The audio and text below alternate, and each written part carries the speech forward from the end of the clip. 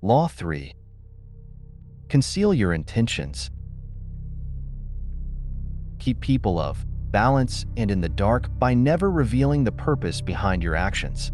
If they have no clue what you are up to, they cannot prepare a defense. Guide them far enough down the wrong path, envelop them in enough smoke, and by the time they realize your intentions, it will be too late. Part 1. Use decoyed objects of desire and red herrings to throw people off the scent. If at any point in the deception you practice people have the slightest suspicion as to your intentions, all is lost. Do not give them the chance to sense what you are up to. Throw them of the scent by dragging red herrings across the path.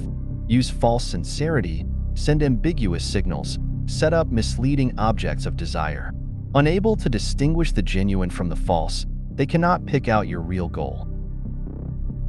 Transgression of the law. Over several weeks, Ninon de l'Enclos, the most infamous courtesan of 17th century France, listened patiently as the Marquis de Sévigné explained his struggles in pursuing a beautiful but difficult young countess. Ninon was 62 at the time, and more than experienced in matters of love. The Marquis was a lad of 22, handsome, dashing, but hopelessly inexperienced in romance. At first Ninon was amused to hear the Marquis talk about his mistakes, but finally she had had enough. Unable to bear ineptitude in any realm, least of all in seducing a woman, she decided to take the young man under her wing. First, he had to understand that this was war, and that the beautiful countess was a citadel to which he had to lay siege as carefully as any general. Every step had to be planned and executed with the utmost attention to detail and nuance. Instructing the Marquis to start over, Ninon told him to approach the countess with a bit of distance, an air of nonchalance. The next time the two were alone together, she said, he would confide in the countess, as would a friend but not a potential lover. This was to throw her off the scent. The countess was no longer to take his interest in her for granted. Perhaps he was only interested in friendship. Ninon planned ahead. Once the countess was confused, it would be time to make her jealous. At the next encounter, at a major fete in Paris, the Marquis would show up with a beautiful young woman at his side. This beautiful young woman had equally beautiful friends, so that wherever the countess would now see the Marquis, he would be surrounded by the most stunning young women in Paris. Not only would the countess be seething with jealousy, she would come to see the Marquis as someone who was desired by others. It was hard for Ninon to make the Marquis understand, but she patiently explained that a woman who is interested in a man wants to see that other women are interested in him, too. Not only does that give him instant value, it makes it all the more satisfying to snatch him from their clutches. Once the countess was jealous but intrigued, it would be time to beguile her. On Ninon's instructions, the Marquis would fail to show up at affairs where the countess expected to see him. Then, suddenly, he would appear at salons he had never frequented before, but that the countess attended often. She would be unable to predict his moves. All of this would push her into the state of emotional confusion that is a prerequisite for successful seduction. These moves were executed and took several weeks. Ninon monitored the Marquis's progress. Through her network of spies, she heard how the countess would laugh a little harder at his witticisms, listen more closely to his stories. She heard that the countess was suddenly asking questions about him. Her friends told her that at social affairs the countess would often look up at the Marquis, following his steps. Ninon felt certain that the young woman was falling under his spell. It was a matter of weeks now, maybe a month or two, but if all went smoothly, the citadel would fall. A few days later, the Marquis was at the countess's home. They were alone. Suddenly, he was a different man. This time acting on his own impulse, rather than following Ninon's instructions, he took the countess's hands and told her he was in love with her. The young woman seemed confused, a reaction he did not expect. She became polite, then excused herself. For the rest of the evening, she avoided his eyes, was not there to say good night to him. The next few times he visited, he was told she was not at home. When she finally admitted him again, the two felt awkward and uncomfortable with each other. The spell was broken. Interpretation. Ninon de L'Enclos knew everything about the art of love. The greatest writers, thinkers, and politicians of the time had been her lovers, men like La Rochefoucauld, Molière, and Richelieu. Seduction was a game to her, to be practiced with skill. As she got older and her reputation grew, the most important families in France would send their sons to her to be instructed in matters of love. Ninon knew that men and women are very different, but when it comes to seduction, they feel the same.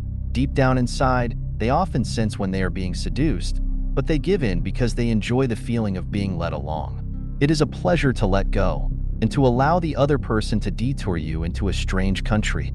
Everything in seduction, however, depends on suggestion. You cannot announce your intentions or reveal them directly in words. Instead, you must throw your targets off the scent. To surrender to your guidance, they must be appropriately confused.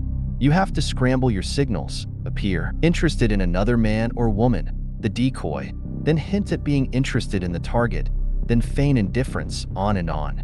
Such patterns not only confuse, they excite. Imagine this story from the Countess's perspective. After a few of the Marquis's moves, she sensed the Marquis was playing some sort of game, but the game delighted her. She did not know where he was leading her, but so much the better. His moves intrigued her, each of them keeping her waiting for the next one.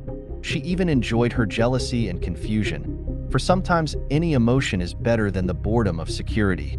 Perhaps the Marquis had ulterior motives. Most men do, but she was willing to wait and see, and probably if she had been made to wait long enough, what he was up to would not have mattered. The moment the Marquis uttered that fatal word, love, however, all was changed. This was no longer a game with moves. It was an artless show of passion. His intention was revealed. He was seducing her.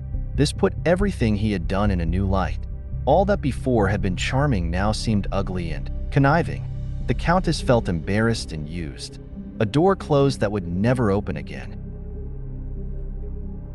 Observance of the law.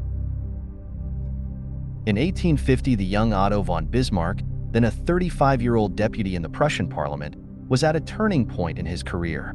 The issues of the day were the unification of the many states, including Prussia, into which Germany was then divided, and a war against Austria, the powerful neighbor to the south that hoped to keep the Germans weak and at odds, even threatening to intervene if they tried to unite. Prince William, next in line to be Prussia's king, was in favor of going to war, and the parliament rallied to the cause, prepared to back any mobilization of troops.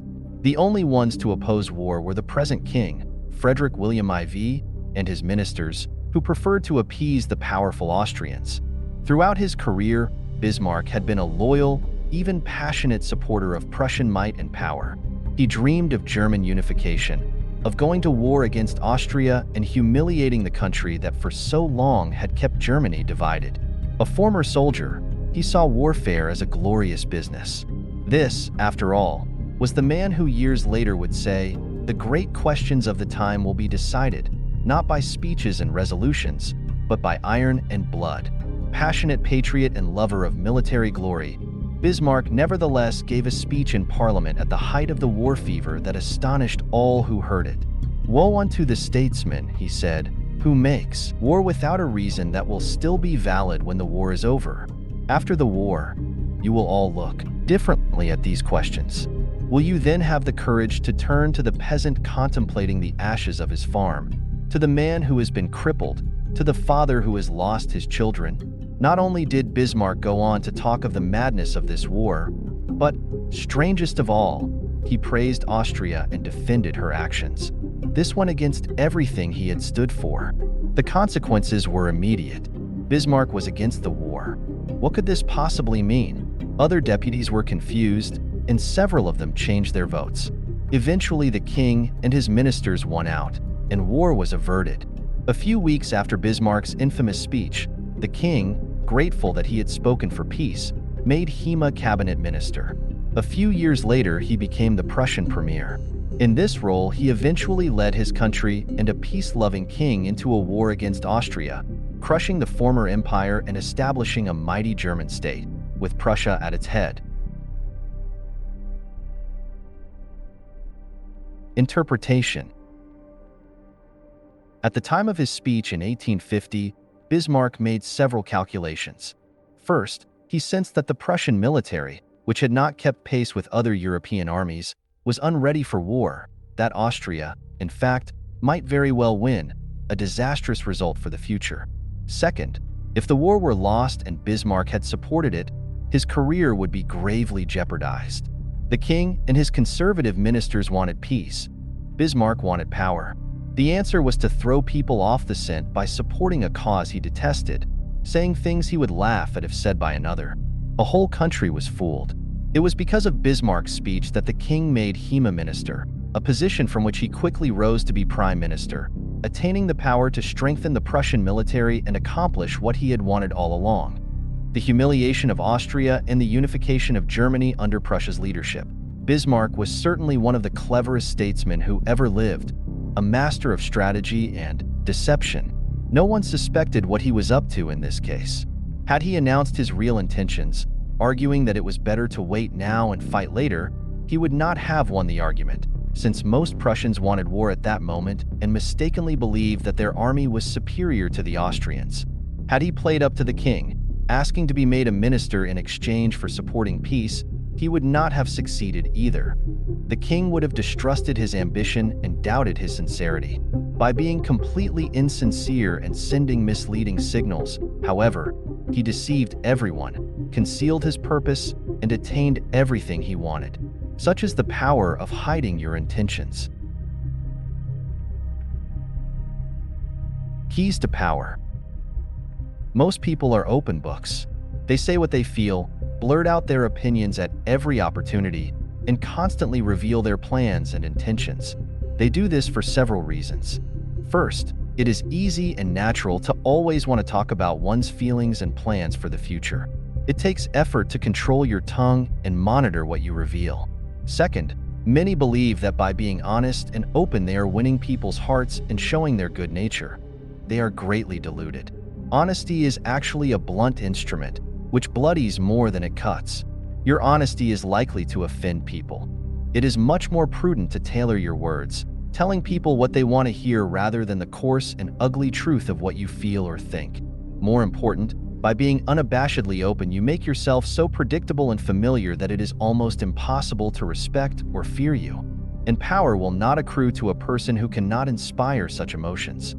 If you yearn for power, quickly lay honesty aside and train yourself in the art of concealing your intentions. Master the art, and you will always have the upper hand. Basic to an ability to conceal one's intentions is a simple truth about human nature. Our first instinct is to always trust appearances. We cannot go around doubting the reality of what we see and hear. Constantly imagining that appearances concealed something else would exhaust and terrify us. This fact makes it relatively easy to conceal one's intentions. Simply dangle an object you seem to desire, a goal you seem to aim for, in front of people's eyes, and they will take the appearance for reality. Once their eyes focus on the decoy, they will fail to notice what you are really up to. In seduction, set up conflicting signals, such as desire and indifference, and you not only throw them off the scent, you inflame their desire to possess you.